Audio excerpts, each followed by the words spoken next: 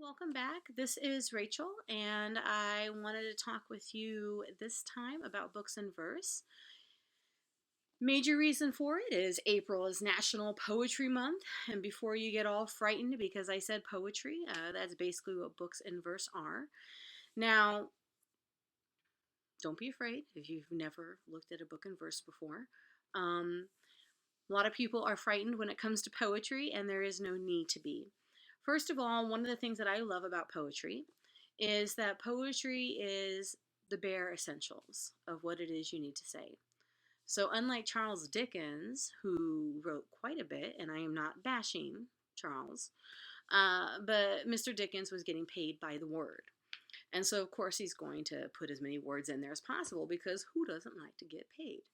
But what poetry is at the core of it, it's stripping away unnecessary words to get at the heart of what it is you're trying to say. And so when we're talking about books and verse, we're talking about books that are trying to get at the heart of what is important. And secondly, one of the things that I love about books and verse is that in many ways it mimics the way that we talk. Oftentimes, we will notice the way someone speaks, or if they have an accent, or if maybe they're not from around here because of the way that they speak. Maybe they speak really fast, maybe they speak a little bit slow. It could be a drawl, it could be all those sorts of things. And one of the wonderful things about poetry, if you've ever been forced to study it, is that there is rhythm to it. And if you really listen to how a person speaks, you notice that there is a rhythm to how they express themselves. So this is one of the reasons that I personally like books and verse, is that there's always a beautiful rhythm to how it is expressed. And so I'm going to go ahead and, well, first of all, before I show you an example, I just want to say who I am speaking about and why I chose them, because there's so many beautiful books in verse. So I've elected, this is in April 2020. I almost forgot what year it was. Oh my goodness, this has been a long time. But we are in the middle of COVID-19, and many of us are sheltering in place. And one of the things that has helped sustain me during this time is that a lot of authors and artists are sharing their work. And three of them, the three that I've selected today for novels in verse, are Kwame Alexander, Jason Reynolds, and Jacqueline Woodson, all three of whom are friends, and they've also elected to share their work online to help sustain and create a sense of community for people. And because of that, I'm very appreciative because I have been listening and participating, and I decided that I would focus on three of their works. So that being said, I'm going to go ahead and start off with Kwame Alexander's, because there is a really great page in here I wanted to show you that expresses what I mean by a book and verse. And so the poem is Filthy McNasty. Okay, now even though it's a poem, you read all of this like you would any other regular kind of book. So they're all separate poems, but you read it just straightforward like you would anything else. And I'll explain why Filthy McNasty is one of the titles of the poem. But if you notice, there are, and I'm trying to center this, and I don't know my left from my right when I'm doing this, you'll see that things are capitalized, and they're italicized, and they're moving all over the page. And this, in many ways, is kind of how we express ourselves too, interrupting, moving, and expressing ourselves more loudly or in a different way. And that is a lot of what you might see in a book of verse. Not always. It depends on who is expressing themselves. And so in the crossover, you're going to see a lot of that because you have an individual who is playing basketball. And if you look at the game of basketball, not that I'm not a player. I shouldn't say obviously, because someone could look like me and be playing. But I loved watching basketball with my grandfather. And one of the things too is what I appreciate about this book is the rhythm. And if you see how the words are laid out on the page, it feels like the ball is moving all over the place, up and down and to the side. And it also is expressing a lot of what's going on with the main character. And so let's talk about that, besides the fact that this has won oodles of awards and praise, as well as this beautiful gold sticker, which is the Newbery. So we'll go ahead and give it its props. Um, so, what do I like about this book? Well, first of all, I love this protagonist. So, we have Josh Bell. And Josh Bell is a basketball player, as is his twin, JB. JB, Jordan Bell. But we're going to call him JB because that's what he likes. And they are the sons of the infamous The Man, Chuck Bell. And Chuck Bell is an incredible, incredible basketball player, but he's also, even more importantly, he's a phenomenal dad. And he is the one with the Filthy McNasty, which is a song, one of his favorite songs, jazz songs. And his kids are always kind of razzing him, like, oh man, why are you listening to this old music, Dad? Now, most of us can relate to this because when I got in the car, my dad did not care. I had to listen to whatever my dad wanted to play. That's it. Bottom line, right? And at the time, I didn't even know what he was listening to. And this is kind of how his kids feel. And he makes them listen to this, and he says, "That's you. That's you." He tells Josh, "You're Filthy McNasty." And he takes this upon himself. He takes this nickname upon himself. And this is who he is. He is Filthy McNasty when he is on that court. And so the thing that Josh is great at, he's great at dunking. Nobody else is as good as he is. And his brother, he's great at shots, 3-pointers, phenomenal. And they are the stars of their team. And part of that is because their dad is their coach. Now, their dad never played professional basketball in the States because he had an injury to one of his legs. But he did play pro over in Europe, and won championships. Now, they can't really get away with much at their school because guess what? Mom is the assistant principal. Wow, wow, wow. And mom don't play. I'm just going to say that right now. Mom does not play. And so they are stuck with that. And mom and dad have a really, really good relationship, but there's something going on in the book. Something's going on. They keep it behind closed doors. But the boys know there's something there. And Josh seems a little bit more aware of it than JB. And that's because JB is at that age where he's finally noticed a young woman. And he stops paying as much attention to basketball, even when they go to the rec center with their dad, and a little bit more attention to this young lady. And this is troubling to Josh because, they're homies, man. This is brotherhood. It's not just about them being brothers. They're best friends. And suddenly things are changing. Okay? Suddenly his brother is not so into sharing with him. He doesn't really know what's going on with him. When they go home and they're going to be shooting free throws, his brother's not there. He's off with this woman, this girl.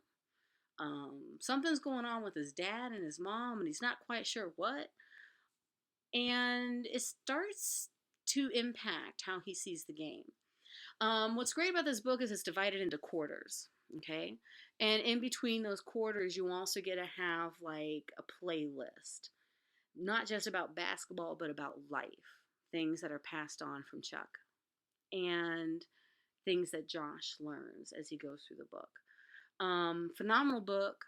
It's great even if you are not a player. That's me. But even if you, especially if you are, but it's really great to understand the characters and family dynamics. I highly recommend you pick it up and read it. As an aside, this is available too as it's reimagined as a graphic novel, and Kwame Alexander had input into that. And if you're interested, there is a prequel called Rebound, which is about the man, Chuck Bell. It came out after Crossover. I don't know what Mr. Alexander recommends. My personal recommendation is you read Crossover first, and then pick up Rebound. You are going to want to pick up Rebound. I'm just telling you right now. Highly recommended. The next book that I'd like to talk to you about is by Jason Reynolds. Long Way Down. Now I'm missing all the stickers on this, but if you see the stickers on this, you no longer see Will's face, and that's Will here on the cover. And Will is the protagonist of our book. Um, this is an interesting book, and the reason I say it's interesting is it's not entirely a contemporary fiction book. There's a little mix of I don't know if I'd call it fantasy, um, but a little bit of something else. Where Will grows up, there's three different rules. Okay, one, no crying, never. Two, no snitching, never. Three, revenge always. These are rules that are going to come and haunt Will because as he's walking home with his friend from playing hoops, he hears a pop, pop, pop, and everybody hits the ground. They all know what that means. And by the time he's standing up, he hears women crying because that's the next step. You always hear the women crying. And he goes towards the sound and he sees that it's his brother Sean. And he's been killed. There's the rules. Now, the rules aren't something written out. The rules are just understood by the people who live in the neighborhood, right? They're passed down from man to man, father to son, brother to brother.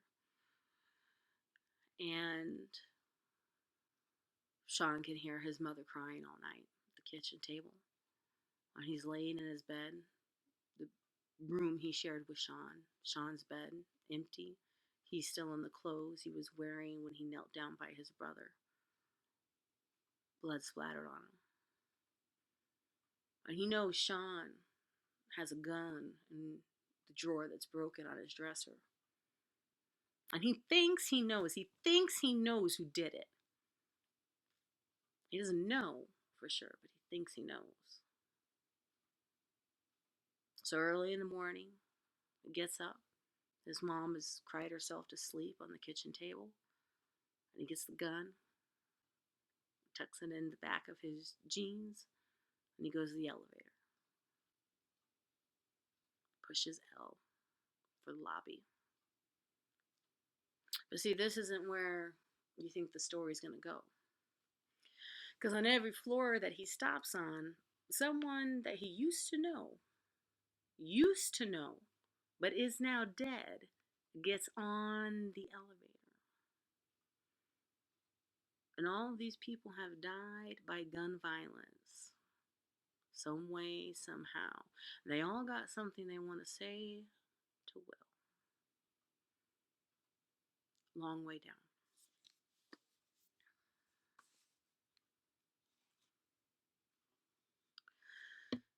The last book I'd like to share is a memoir by Jacqueline Woodson. And I'd also like to use, and yes, prominent stickers. All of the books I am sharing with you are multiple award winners. One of the things I'd like, let me make sure you can see her name clearly. Okay. One of the things I'd like to share with you too is the difference between our memoir and an autobiography, because some people may not know the difference.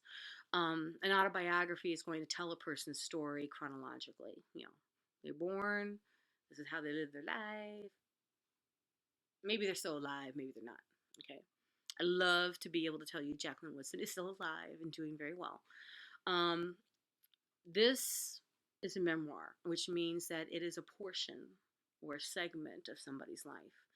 And Miss Woodson wrote this about her growing up, her very early years, being born, what she was told about being born, which is really interesting because I got to hear her read this last week on her Facebook page.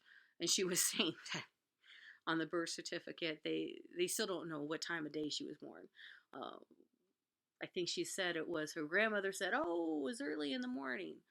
And her father said something like it was in the afternoon. Her mom says, nope, it was at night. She goes, nobody still knows when I was born, but I know the day. So I thought that was an interesting tidbit.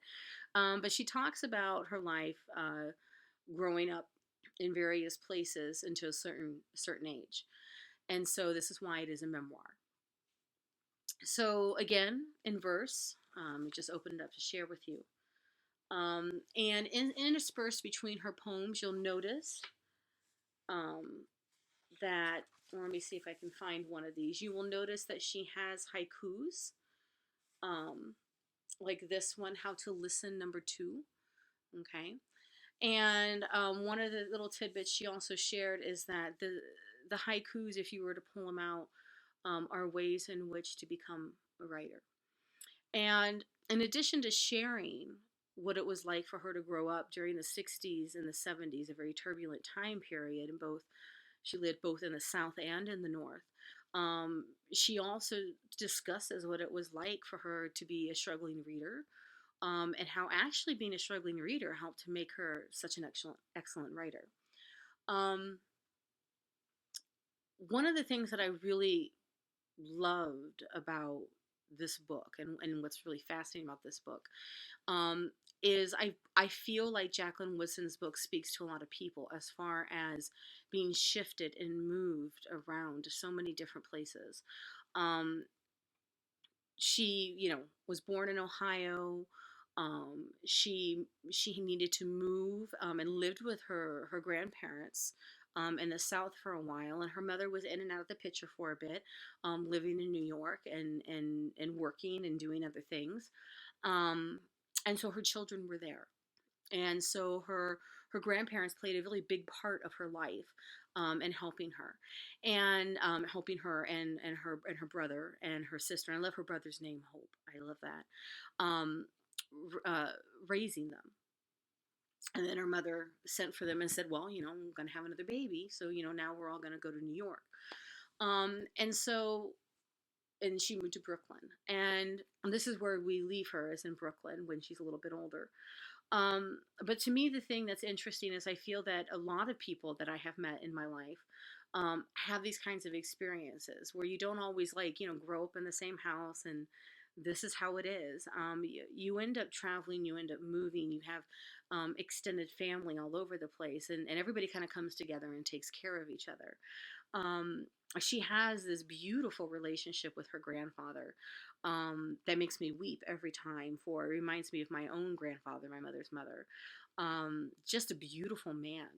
And they called him Daddy, which makes me also smile because that's my mother called her dad Daddy. And there were many times when I was a little girl that my sister and I would call my grandpa Daddy, and we still slip into that as well. And we were always his girls, just like my mother was. And so there's this sense of being family, of what does family mean, and what is love, and what does that connection mean in the book. That is beautiful. And at the same time, what does it mean also to, um, because she also has two, different religions that she's brought up in. What do those things kind of mean, and how does she make sense of these different belief systems? And one of them, for example, she's brought up as a witness, a Jehovah's Witness, and it often excludes her from certain activities. And she writes about that with such eloquence because I think there are different things that we are brought up in which we don't have a choice because those are our belief systems of our family, that may take us away from other things that children are enjoying, and we don't understand that as a child. And she's able to capture that exquisitely. But she also broadens the picture of what is going on historically in the United States during those times. The Jim Crow laws, people who are fighting to go against them, and what does that mean to be an ally and to step back and to do what you can. I also feel like she offers such hope for what it means to have a dream. Um, she wants to write. What is it she wants to do? She wants to see reflections of herself. And she writes about how hard it is for her as a reader. She's a slow reader. Um, I've had many of my students and other people comment about, oh, you read so fast and everything else. But at the same time, that doesn't necessarily equate with ability or engagement. And it's one of the things that she also delves into in her book. Reading and creativity and inspiration are not a race. It is about finding yourself in your own place. Um, Highly recommend Brown Girl Dreaming. It never gets old for me. And hearing Jacqueline Woodson read it as well was just absolutely inspirational. So, one of the things that I like to point out is Jacqueline Woodson is on Facebook. You can follow her as an author and see what she is up to. And she is also on Twitter. Um, Jason Reynolds, this week, as of this being released, is going to be reading from his newest and latest on Instagram. So please make sure to check it out. He is also on Twitter, and always during April, he posts original poetry. So check him out on Twitter as well. And then Kwame Alexander is going to be reading live again, I believe, on Instagram. It'll be next week as of when this is posting and airing. So check him out. And he is also on Twitter. All of them are excellent writers. Both Jacqueline Woodson and Kwame Alexander have also written for children. So that might be something to check out as well, our picture books.